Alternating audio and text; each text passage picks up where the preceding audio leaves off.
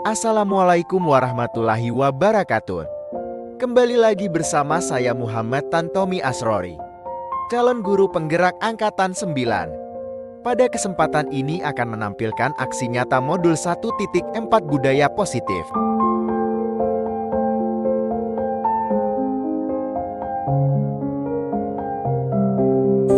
Assalamualaikum warahmatullahi wabarakatuh. Selamat pagi Bapak-bapak, Ibu guru yang saya hormati.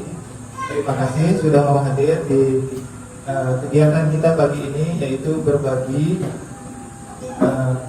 terkait materi budaya positif. Sebelum kita mulai pada kegiatannya, ada baiknya mari kita berdoa terlebih dahulu. Berdoa mulai.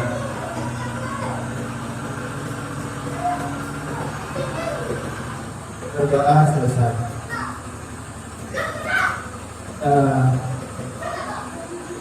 Kenapa kok lemah sekali rupanya? Bapak-bapak Ibu guru. Capek Pak. Capek ya? Ya, hebat deh. Untuk menambah semangat kita, bagaimana kalau kita nyanyi lagu yang baru itu, belajar Pancasila, iya kan? Sudah bisa semua kan? Sudah, Pak. Pancasila. Oke. 1, 2, 3. Belajar Pancasila, beriman dan bertakwa pada Tuhan yang Esa dan berakhlak mulia. Berkegiatan global, gotong royong mandiri, kreatif dan bernalar kritis. Ya, luar biasa. Terima kasih Bapak dan Ibu guru hebat.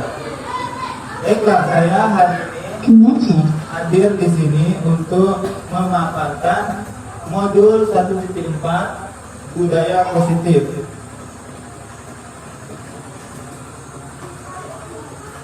Ada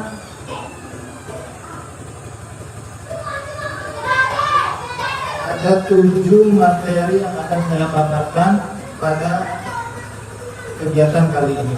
Yang pertama yaitu paradigma baru, kedua motivasi perilaku manusia, ketiga disiplin positif, keempat kebutuhan dasar manusia, kelima 5 posisi kontrol, keenam keyakinan kelas, dan yang ketujuh segitiga restitusi. Sebelum kita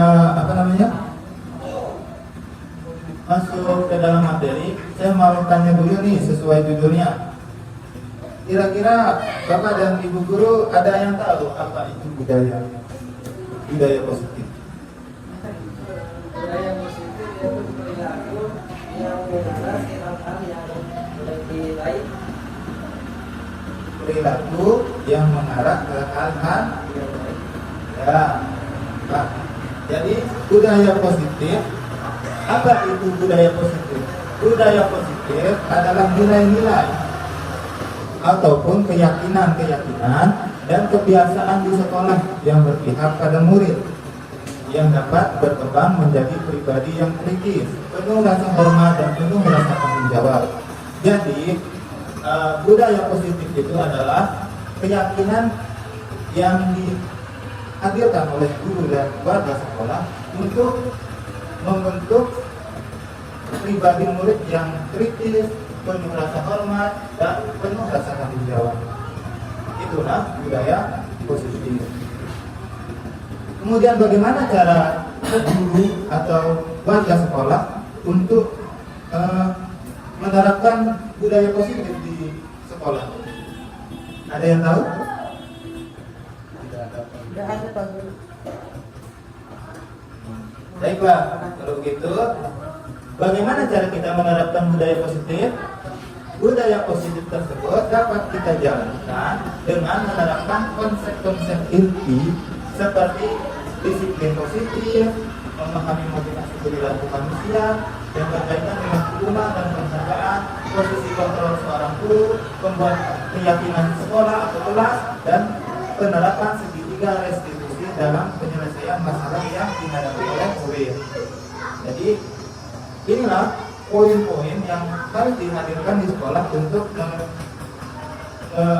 menerapkan budaya positif agar sekolah menjadi lingkungan yang berpihak pada murid.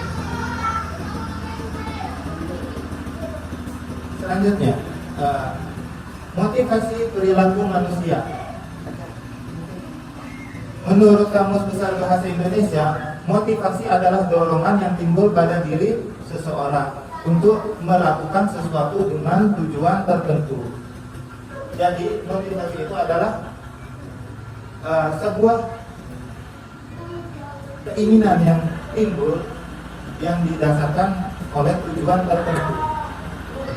Menurut ahli pendidikan, ada 3 motivasi perilaku manusia yang dikemukakan oleh Dr. Denny Grossen, yaitu pertama motivasi untuk menghindari hukuman atau rasa tidak nyaman. Motivasi ini adalah motivasi yang levelnya yang paling rendah. Kenapa? Karena dia hanya melakukan sesuatu karena takut dihukum, karena takut mendapatkan sesuatu yang buruk untuk diri.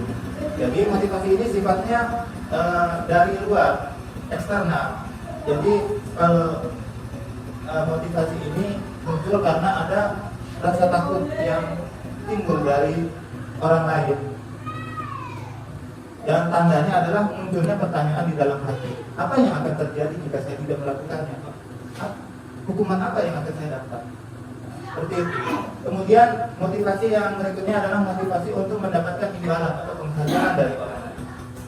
Ini pun sifatnya eksternal karena dia melakukan sesuatu, motivasinya adalah dari orang lain, bukan dari dirinya sendiri. Motivasi ini bersifat eksternal dan ditandai dengan pertanyaan, apa yang akan saya dapatkan jika melakukannya. Jadi dia berpikir hanya apa yang akan dia dapatkan, dia tidak berpikir lebih luas lagi untuk dirinya. Kemudian motivasi yang terakhir, motivasi ini yang perlu kita terapkan di sekolah atau yang perlu kita tanamkan pada peserta didik kita, yaitu motivasi untuk menjadi yang diinginkan dan menghargai diri sendiri menggunakan nilai-nilai yang dipercaya. Motivasi ini bersifat internal dari dalam diri seseorang dan ditandai dengan pertanyaan akan menjadi seperti apa saya jika melakukan. Motivasi ini membuat seseorang memiliki disiplin positif. Jadi kalau di agama Islam ini bisa diartikan ikhlas lah, itu dari hati. Dia bertindak karena ikhlas, ingin menjadi sesuatu yang lebih baik. Kemudian para ahli pendidikan juga mengaitkan motivasi tersebut dengan hukuman, konsekuensi, dan restitusi. Mungkin restitusi ini tidak begitu familiar didengar oleh guru kita. Jadi yang pertama hukuman. Hukuman itu bersifat tidak terencana atau tiba-tiba. Anak atau murid tidak tahu apa yang akan terjadi dan tidak dilibatkan. Hukuman bersifat satu arah dari pihak guru yang memberikan, dan murid hanya menerima sesuatu hukuman tanpa melalui suatu kesepakatan atau pengarahan dari pihak guru, baik sebelum atau sesudahnya. Jadi contohnya seorang siswa telah masuk kelas, kemudian ketemu guru olahraga. Guru olahraga spontan memberikan hukuman, lari ke dalam lapangan 3 kali, itu namanya hukuman. Sedangkan konsekuensi itu tidak direncanakan, sudah disepakati gitu. Jadi itulah bedanya dengan hukuman. Kalau konsekuensi itu sudah disepakati terlebih dahulu, sudah terencana atau sudah disepakati, sudah dibahas dan disetujui oleh murid dan guru. Umumnya bentuk konsekuensi dibuat oleh pihak guru dan murid sudah mengetahui sebelumnya konsekuensi yang akan diterima bila ada pelanggaran. Contohnya misalnya hari Senin sama Selasa bajunya merah sama putih, ya kan? Tapi ada siswa yang pakai baju coklat. Nah, konsekuensinya apa? Nah, itulah yang masuk ke dalam konsekuensi. Kedua poin ini tidak bisa membuat peserta didik kita berkembang. Maka dihadirkanlah poin ketiga, yaitu restitusi.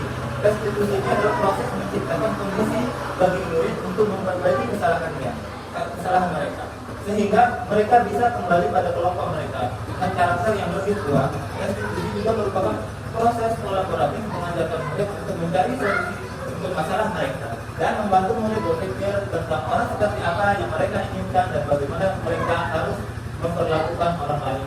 Jadi restitusi ini sifatnya internal dari diri siswa itu sendiri, seperti motivasi yang ketiga tadi. Kemudian contohnya restitusi ini, misalnya ada siswa yang mengganggu temannya.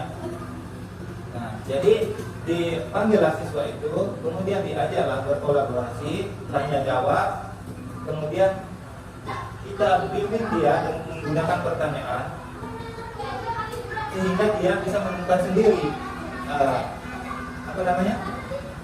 pemecahan masalah tanpa kita harus memberitahunya. Gitu. Baiklah, jadi selanjutnya disiplin positif. Apa itu disiplin positif? Disiplin biasanya dikaitkan dengan tata tertib, teratur, dan kepatuhan pada peraturan dan hukuman. Jadi disiplin positif merupakan cara penerapan disiplin yang mengandalkan anak bertanggung jawab dan menumbuhkan kesadaran diri berdasarkan nilai-nilai kebaikan.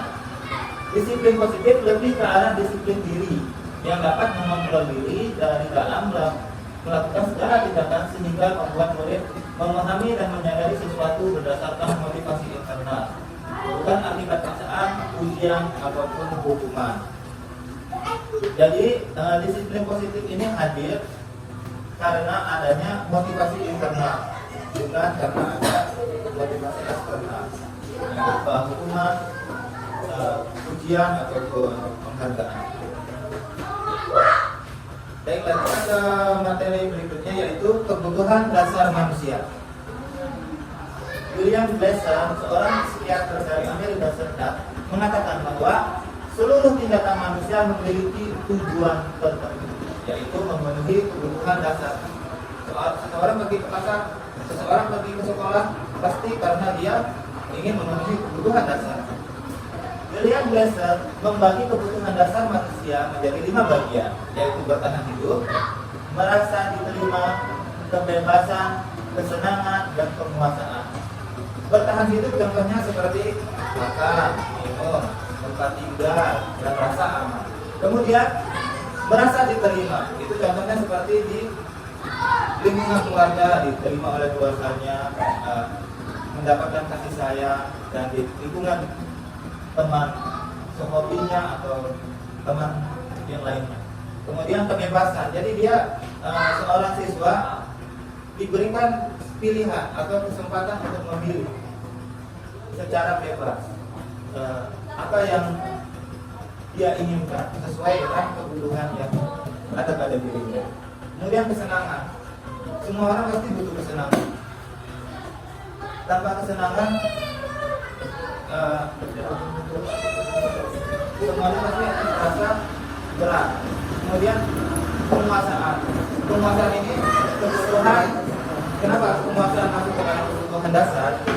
Karena yang namanya manusia pasti ingin menguasai sesuatu keahlian misalnya, atau menguasai suatu kemampuan dan sebagainya. Ketika lima kebutuhan tersebut telah terpenuhi, maka murid akan tumbuh dengan seimbang dan bahagia. Maka murid tersebut tidak akan mengganggu temannya karena kebutuhannya sudah terpenuhi, dia sudah bahagia. Kemudian, sedangkan jika ada salah satu dari 5 kebutuhan tersebut tidak terpenuhi, maka akan membuat murid menjadi berusaha memenuhi kebutuhan tersebut. Yang salah satu caranya dengan cara mengganggu temannya dan kegiatan lainnya. Ada pertanyaan sampai di sini? Pas. Kebutuhan dasar manusia bagian kedua. Bagaimana cara Anda memenuhi kebutuhan bertahan hidup? Saya memenuhinya dengan sandang, pangan, papan, dan rasa aman. Kemudian bagaimana cara Anda memenuhi kebutuhan rasa sayang dan diterima? Saya memenuhinya dengan berkumpul atau terhubung dengan keluarga dan teman. Yang ketiga, bagaimana cara memenuhi kebutuhan kebebasan? Saya memenuhinya dengan memiliki pilihan dan bertanggung jawab atas pilihan saya. Kemudian yang keempat, bagaimana cara Anda memenuhi kebutuhan kesenangan? Saya memenuhinya dengan melaksanakan hobi saya, membantu orang yang membutuhkan, dan sebagainya. Dan yang kelima, bagaimana cara Anda memenuhi kebutuhan penguasaan? Saya memenuhinya dengan cara menjadi terampil, diakui pencapaiannya, dan keterampilan saya. Baiklah, di sini ada pertanyaan? Kita ke materi berikutnya, yaitu 5 posisi kontrol yang harus dipahami oleh guru. Jadi berdasarkan 5 posisi kontrol ini, guru bersikap atau bertindak kepada siswanya. Berikut ini akan disampaikan suatu program disiplin positif yang berpusat pada murid yang disebut dengan 5 posisi kontrol. Yang pertama, pembuku, yaitu ketika seorang guru mengambil peran sebagai pembuku yang pada akhirnya menghasilkan kemungkinan murid menjadi marah dan menendang atau bersifat agresif. Jadi mungkin di sekolah-sekolah banyak guru yang mengambil peran sebagai pembuku. Maksud saya juga pernah begitu. Kemudian yang kedua, membuat rasa bersalah, yaitu ketika seorang guru membuat murid merasa tidak nyaman atau bersalah ataupun rendah diri. Itu jika siswa melakukan sebuah kesalahan, kita ada yang berkata ke dia, kenapa kamu begitu? Kamu ini begitu aja, kok nggak bisa?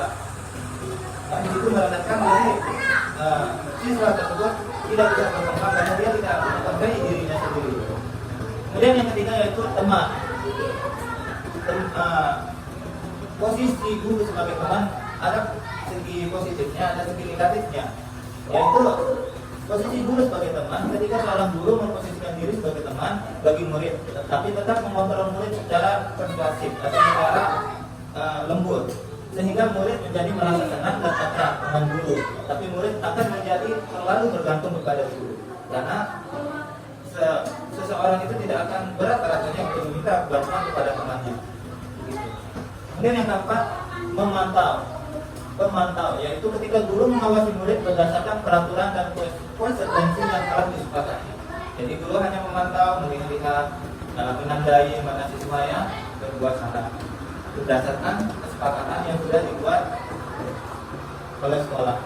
Kemudian yang kelima ini yang paling cocok, yang perlu diterapkan oleh guru, yaitu manajer. Manajer adalah posisi di mana guru berbuat sesuatu berdasarkan dengan murid, mempersilahkan murid mempertanggungjawabkan perilakunya, mendukung murid agar dapat menemukan solusi atas permasalahannya. Jadi guru hanya memfasilitasi, hanya mengarahkan murid tersebut untuk menemukan sendiri jawaban dari permasalahannya. Sampai sini ada pertanyaan? Oke. Selanjutnya, materi selanjutnya keyakinan kelas. Mengapa kita perlu keyakinan kelas? Pertama, mengapa kita memiliki peraturan tentang penggunaan helm pada saat mengendarai kendaraan roda 2 atau motor? Kemungkinan jawabannya adalah untuk keselamatan. Kenapa kita memakai masker? Kemungkinan jawabannya adalah untuk kesehatan dan keselamatan. Nah, keselamatan, kesehatan itu adalah suatu keyakinan. Begitupun di dalam kelas kita perlu yang namanya keyakinan. Tidak hanya ketika kita berkendara ataupun masuk ke dalam rumah sakit. Dalam kelas pun kita membutuhkan yang namanya keyakinan, yaitu nilai-nilai kebajikan yang disepakati bersama dan disepakati secara tersirat maupun tersurat. Jadi keyakinan kelas merupakan nilai-nilai kebajikan yang disepakati bersama warga kelas. Selanjutnya, tahapan penyusunan keyakinan kelas. Pertama, berdiskusi memunculkan peraturan-peraturan yang perlu ditaati warga kelas. Kedua, mengubah peraturan-peraturan menjadi kalimat positif. Ketiga, menyarikan peraturan-peraturan menjadi nilai-nilai kebajikan atau keyakinan kelas. Keempat, berdiskusi mengenai gambaran perilaku yang mencerminkan keyakinan kelas. Kelima, berdiskusi mengenai peran seluruh mata kelas. Dan keenam, meninjau ulang keyakinan kelas dari waktu ke waktu. Berdasarkan pengalaman saya yang pernah melaksanakan keyakinan kelas atau pernah menerapkan kegiatan penyusunan keyakinan kelas, pertama di awal kegiatan, ketika saya menyampaikan akan menyusun keyakinan kelas, murid masih terasa asing dengan istilah keyakinan kelas. Kedua, setelah saya menyampaikan tujuan dan tahapan kegiatan menyusun keyakinan kelas, murid mulai paham terkait dengan kegiatan menyusun keyakinan kelas. Dan yang ketiga, ketika saya meminta siswa membuat peraturan kelas atau keyakinan kelas, siswa sudah bisa mengikuti dengan tertib.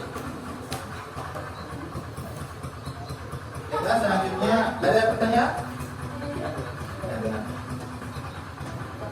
Materi selanjutnya yaitu segitiga restitusi.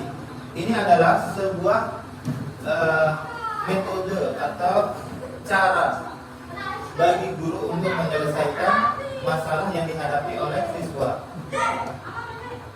berdasarkan prinsip-prinsip yang telah saya jelaskan tadi. Segitiga restitusi yaitu guru berperan sebagai manajer menggunakan segitiga restitusi dalam menyelesaikan masalah melalui 3 tahapan. Ada 3 tahapan yang dilaksanakan dalam kegiatan restitusi, yaitu menstabilkan identitas, yaitu menanyakan kepada siswa atau mengarahkan siswa untuk mengetahui posisinya ada di mana. Kemudian validasi tindakan yang salah, yaitu tahapan di mana kita sebagai guru mengarahkan siswa untuk mencari tahu apakah tindakannya itu salah atau benar dan mengapa tindakannya itu salah. Kemudian tahapan yang selanjutnya adalah menanyakan keyakinan, yaitu meminta atau menanyakan kepada siswa bagaimana solusinya dan apa yang perlu dilakukan agar kesalahan itu tidak dilakukan lagi.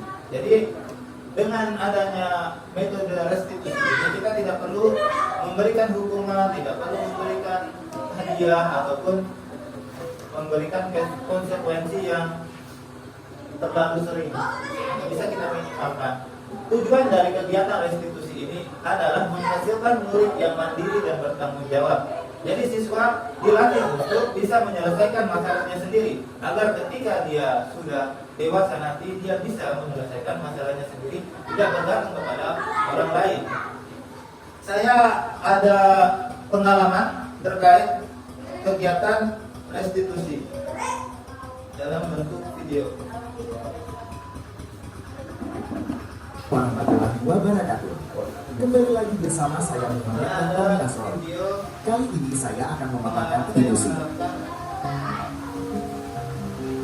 Segitiga restitusi adalah suatu proses dialog yang dijalankan guru atau orang tua agar dapat menghasilkan murid yang mandiri dan bertanggung jawab. Ada 3 tahapan restitusi. Yang pertama, menstabilkan identitas dan validasi tindakan yang salah serta menanyakan keyakinan.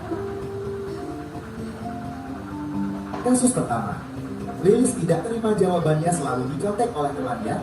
Ia marah dan tidak dapat menahan emosinya. Lilis, tapi guru dapat orangnya ke-12, katanya kamu harus bertekad kepada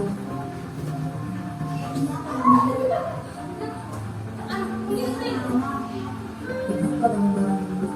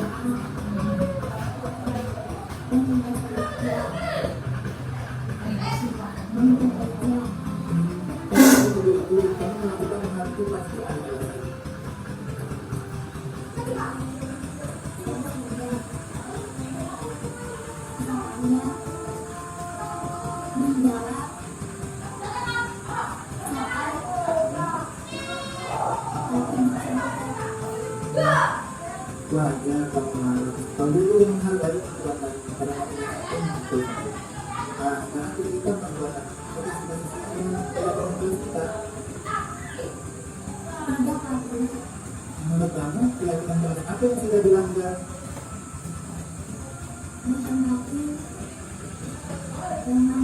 Ya, guru kamu menghormati teman, betul tidak? Baik, tidak yang penting keyakinan apa yang perlu dijelaskan ketika marah.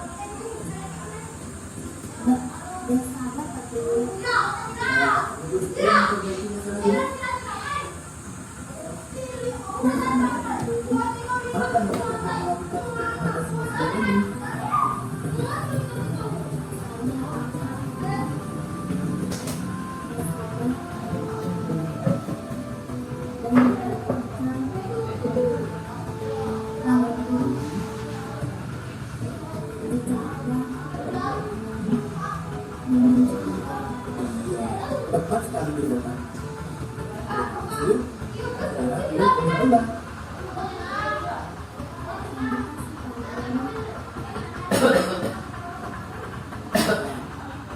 Dari video ini kita dapat mengambil pelajaran cara penerapan life skills kepada siswa kita, yaitu pertama kita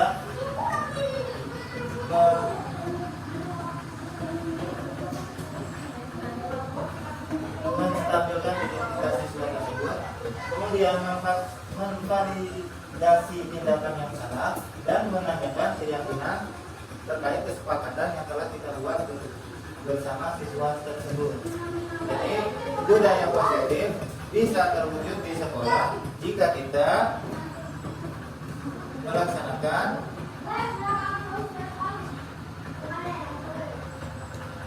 lima posisi kontrol, kemudian membuat keyakinan kelas, dan jika kita menemukan siswa yang bermasalah kita tidak menghukum dan kita melaksanakan kegiatan segitiga restitusi untuk menyelesaikan masalah siswa tersebut agar siswa tersebut bisa mandiri dalam menyelesaikan masalah itu sendiri. Nah, sebelum saya menutup kegiatan ini, saya ingin mendengarkan dulu tanggapan dari Bapak Kepala Sekolah dan seorang guru terkait kegiatan kita hari ini. Bagaimana? Pertama saya mau dengar bagaimana perasaan Bapak Kepala Sekolah dengan terkait kegiatan kita hari ini. Assalamualaikum warahmatullahi wabarakatuh. Saya merasa senang kegiatan yang dilakukan oleh Bapak Muhammad Tantomi selaku calon guru penggerak pada hari ini. Nah, dengan adanya kegiatan ini banyak ilmu yang kita dapatkan, terutama kepada guru-guru yang sempat ikut kegiatan pada pagi hari ini. Sekali lagi kami menyampaikan banyak terima kasih. Semoga ini yang saya dapatkan ini dapat diterapkan di kelas masing-masing. Terima kasih. Saya mau dengar masukan dari seorang guru, hal positif apa yang kita dapatkan hari ini di kegiatan ini. Silakan.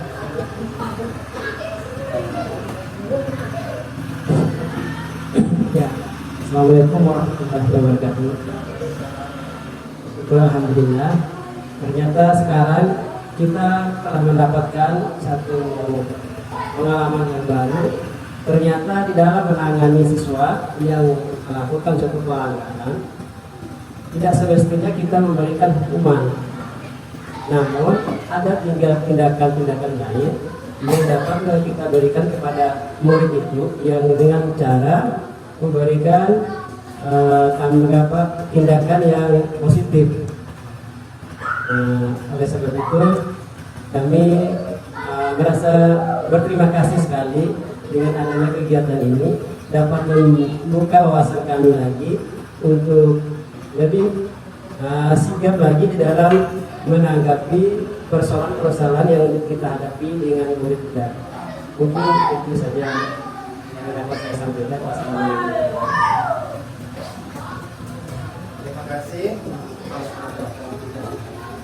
atas masukannya dan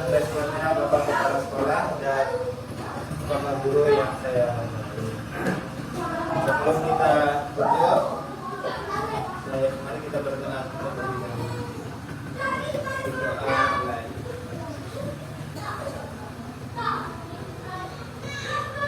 Berdoa. Terima kasih sudah hadir di kegiatan kita pagi ini, yaitu berbagi modul 1.4 budaya positif.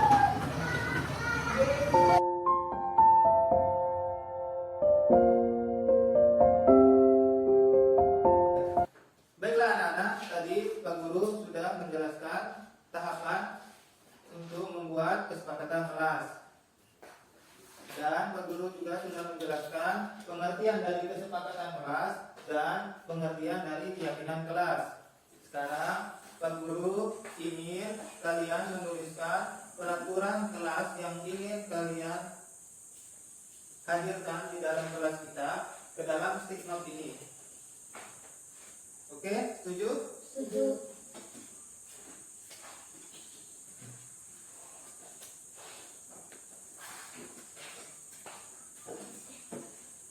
Bisa tulis banyak peraturan ya? Tulis di sini, Pak. Iya, tulis di situ.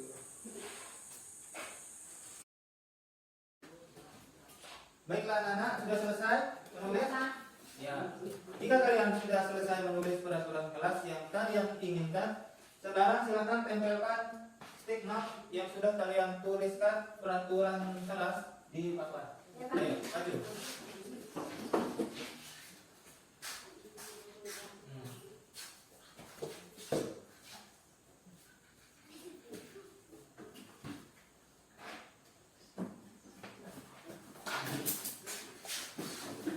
Terima kasih. Baik, di sini ada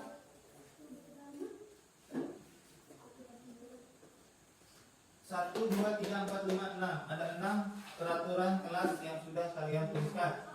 Sekarang mari kita merubah peraturan kelas ini ke dalam kalimat positif agar lebih terasa positif. Baiklah, di sini ada 1, 2, 3, 4, 5, 6 peraturan yang sudah kalian tulis. Ya. Yang pertama, tidak boleh mengganggu teman. Kalimat positif dari tidak boleh mengganggu teman apa ya? Ada yang tahu? Mungkin bisa kita tulis menyayangi dan percaya kepada teman. Setuju?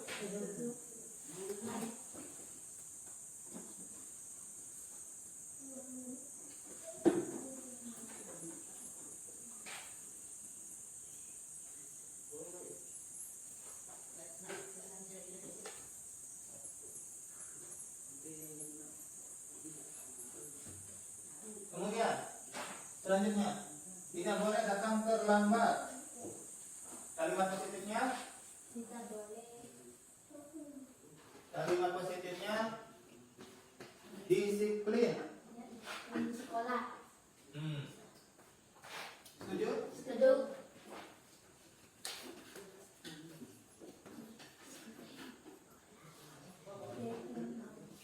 Kemudian sini, tidak boleh memakai sandal ke sekolah. Apa yuk kalimat positifnya? Mentaati aturan sekolah. Setuju? Setuju.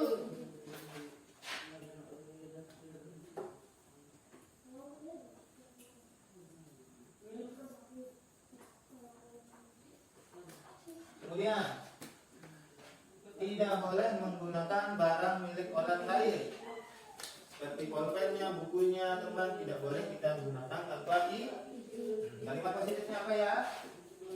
Menghormati dan menghargai orang lain. Setuju? Setuju.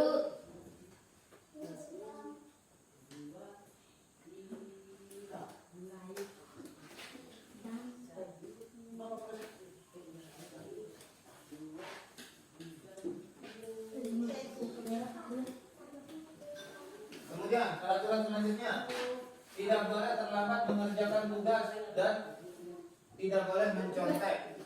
Kalimat positifnya apa ya?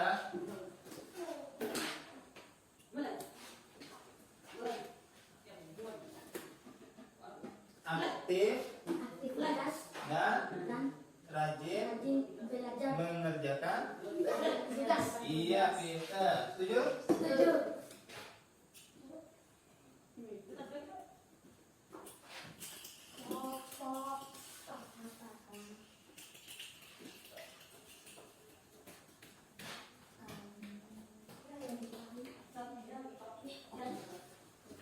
Kemudian yang terakhir, tidak boleh membuang sampah sembarangan.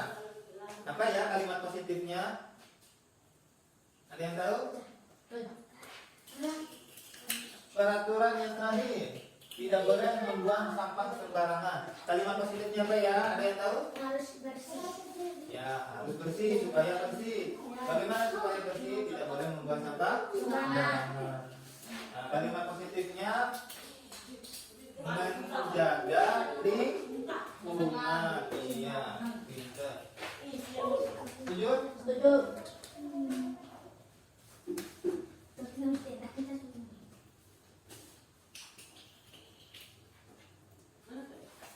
Positif.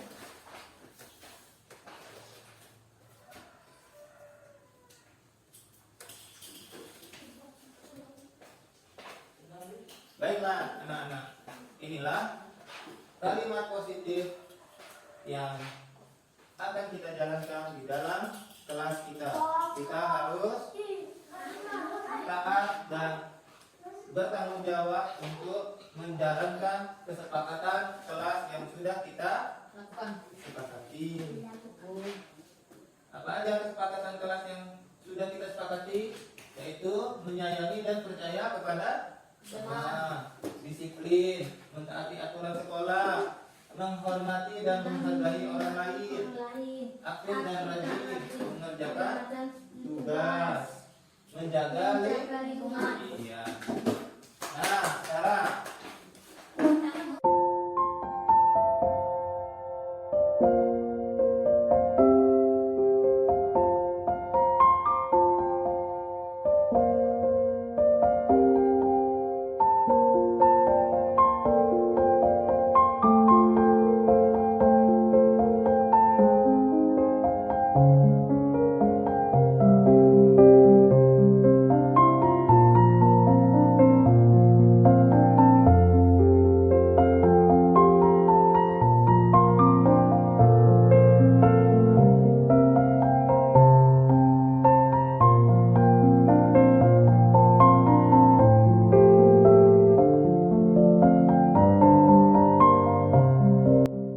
Sekian dan terima kasih. Wassalamualaikum warahmatullahi wabarakatuh. Salam guru penggerak, bergerak, tergerak, dan menggerakkan.